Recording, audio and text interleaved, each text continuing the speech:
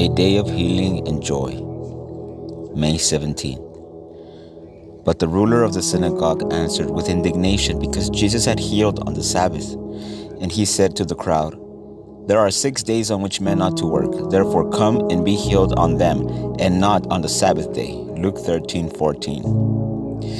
And he was teaching in one of the synagogues on the Sabbath.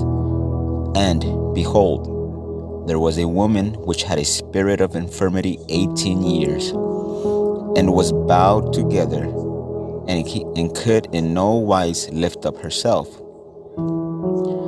And when Jesus saw her, he called her to him, and said unto her, "Woman, thou art loosed from thine infirmity."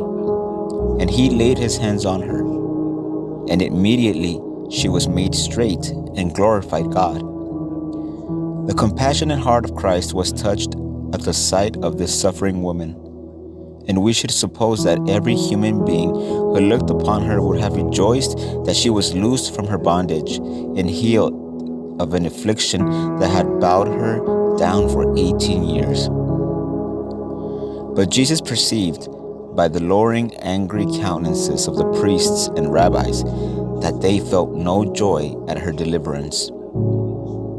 They were not ready to utter thankful words because one who had been suffering and deformed by disease was restored to health and symmetry. They felt no gratitude that her deformed body was made comely, and that the Holy Spirit made glad her heart till it overflowed with thankfulness, and she glorified God. The psalmist says, "Whoso offereth praise glorifieth me." But in the midst of the words of gratitude is heard a discordant note. And the ruler of the synagogue answered with indignation because that Jesus had healed on the Sabbath day. He was indignant that Christ had caused an unhappy woman to sound a note of joy upon the Sabbath. In a loud voice, harsh with passion, he said to the people, "There are 6 days in which men ought to work. In them therefore come and be healed, and not on the Sabbath day." If this man had really had conscientious scruples in regard to the true observance of the Sabbath, he would have discerned the nature and character of the work that Christ had performed. The work that Christ had done was in harmony with the sanctification of the Sabbath day.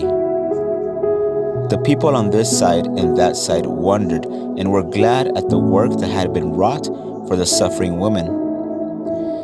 And there were those whose hearts were touched, whose minds were enlightened, who would have acknowledged themselves the disciples of Christ had it not been for the lowering, angry countenances of the rabbis.